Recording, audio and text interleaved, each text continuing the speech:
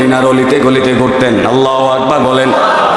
হযরত ওমর রাতের অন্ধকারে মদিনার অলিতে গলিতে সবার খবর নিতেন, সবাই খাবার খাইছে কিনা, কারো কোনো সমস্যা আছে কিনা, কেউ অসুস্থ আছে কিনা, কারো কোনো সমস্যার মধ্যে কোনো ধরনের সমস্যার সম্মুখীন হয়েছে কিনা, সব কিছুর খবর নিতেন। হঠাৎ হযরত ওমর রাতের অন্ধকারে একটা তাঁবুর মধ্যে দেখলেন নিভু নিভু কেমন জানি আলো জ্বলে। ওমর ওই তাঁবুর সামনে গেলেন, যাইয়া দেখলেন ওই তাঁবুর নিচের মধ্যে একজন মা আরো 2-3টা শিশুদেরকে নিয়ে, সন্তানদেরকে নিয়ে, ওই মাটা আগুন ধরাইয়া আগুনের মধ্যে একটা পাতিল বসাইয়া, পাতিলের মধ্যে গরম পানি বসাইয়া, গরম পানির মধ্যে কয়েকটা পাথর রাইখা এমনি লাড়তেছে, আর বাচ্চাগুলো কান্নাকাটি করতেছে। ওমর রাতের অন্ধকারে, হযরত ওমর অর্ধজাহানের খলিফা, এত বিশাল ক্ষমতার অধিকারী হইয়া রাতের অন্ধকারে ঘুমায় না। রাতের বেলা ওমর না ঘুমাইয়া নিজের সমাজের মানুষের খবর নেয়, নিজের দেশের মানুষের খবর নেয়। ওমর ওই তাঁবুর সামনে গেলেন, তাঁবুর সামনে যাইয়া দূর থেকে আওয়াজ শুনতেছে, বাচ্চাগুলো কান্নাকাটি করতেছে আর বলতেছে, মা আমাদেরকে একটু খাবারের ব্যবস্থা করে দেন। মা মা ঘরে খাবার নাই, ঘরে খাবার না থাকার কারণে মা বাচ্চাদেরকে সান্ত্বনা দেওয়ার জন্য মা চুলার মধ্যে পাতিল বসাইয়া গরম পানি করতেছে, ওই পানির মধ্যে 2-3টা পাথর দিয়া নাড়াচড়া করতেছে, আর বাচ্চাদেরকে সান্ত্বনা দিতেছে, খাবার রেডি হচ্ছে, তোমরা একটু অপেক্ষা করো। বলেন আল্লাহু আকবার।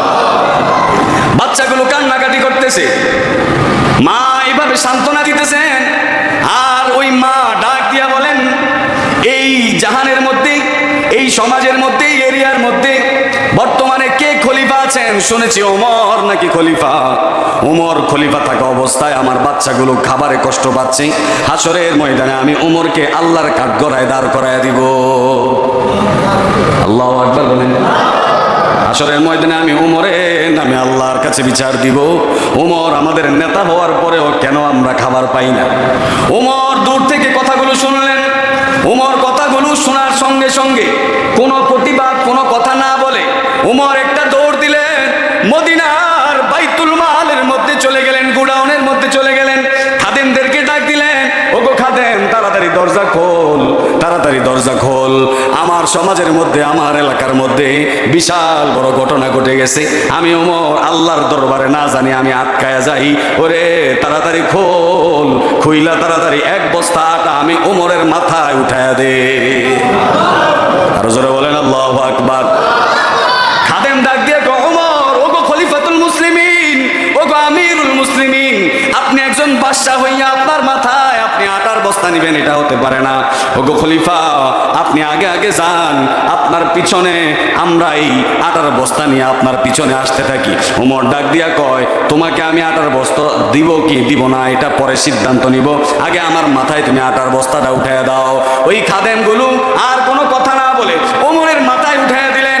ওমর আটার বস্তা নিয়ে দৌড়াইয়া ওই মায়ের কাছে চলে গেলেন, মায়ের কাছে যাইয়া আটার বস্তাটা দিলেন। ওমর নিজে বৈশা থাইকা আটা দিয়া পিঠা বানাইয়া সন্তানদের মুখে খাবার তুলে দিলেন, সন্তানদের মুখে খাবার তুলে দিলেন। ওই মাটা ডাক দিয়া কয়, কে বলছে ওমরকে এই পৃথিবীর খলিফা হওয়ার জন্য? ওমর খলিফা না হইয়া যদি তুমি খলিফা হইতা, তাহলে আজকে আমার বাচ্চাগুলো খাবারে কষ্ট পাইতো না, কিন্তু যে খাবার খাওয়াইতেছে এটাই তো ওমর। সুবহানাল্লাহ বলেন। যে আটার বস্তা রাতের অন্ধকারে যেই বাদশা মাথায় কইরা আইনা দিছে, এটাই তো ওমর।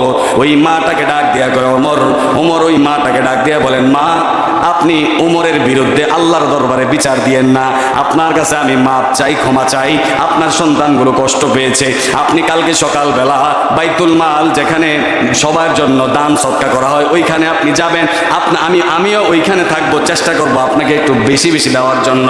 ওই মা সকালবেলা চলে গেলেন ওই উমরের দরবারে। উমর তো নিজেই বাদশার চেয়ারে বসে আছেন। ওই মা রাত শেষ হওয়ার পরে সকালবেলা যখন ওইখানে গেলেন, যাইয়া দেখলেন আমি যার কাছে উমরের বিরুদ্ধে কথা বলছিলাম ওই লোকটাকেই তো ওই বাদশার চেয়ারে বসে আছে দেখা যায়। সুবহানাল্লাহ বলেন। যার বিরুদ্ধে আমি রাত্রেবেলা নালিশ করব বলছি যে এই লোকটা রাত্রেবেলা আমার রুটি এই আটার বস্তা আইন না সন্তানদের মুখে খাবার উঠাই দিছে, এটাই তো ওমরের চেয়ার, বাদশার চেয়ারে বসে আছে। ওই মহিলা তো ভয় পেয়ে গেছে, হায় হায় আমি বাদশার বিরুদ্ধে কথা বলছি রাত্রে। ওই মহিলা ভয়ে এখান থেকে চলে যাওয়া আরম্ভ করেছে। ওমর ডাক দেয়া বলে, মা আপনি যাবেন না, আসেন। আপনি কেন চলে যাচ্ছেন? ওই মা ডাক দেয়া বলে, ওমর আপনি তো এই এই অর্ধজাহানের বাদশা, আমি আপনার বিরুদ্ধে কথা বলেছি, হায় হায় আমার কি জানি হয়। ওমর ডাক দেয়া কয়, মা আপনি যাবেন না, আপনি আগে বলেন আপনি আমাকে মাফ করছেন কিনা। একজন বাদশা হইয়া বলে, মা আপনি বলেন আপনি আমাকে মাফ করছেন কিনা, আপনি আমাকে মাফ করে দেন। হাসরের ময়দানে আপনি আমাকে আল্লাহর কাঠগড়ায় দাঁড় করায়েন না, আপনার ঘরে খাবার পৌঁছাইতে আমার দেরি হইল কেন, এই জন্য আমাকে আল্লাহর দরবারে আপনি দাঁড় করায়েন না। সুবহানাল্লাহ। আমরাও যারা দায়িত্বশীল থাকবো, খেদমত করব, আমরাও যারা সমাজের সেবা করব, আমরাও পুরা সমাজের প্রত্যেকটা গরিব দুঃখী বড় সবার খবর আমরা রাখবো, বলেন ইনশাআল্লাহ।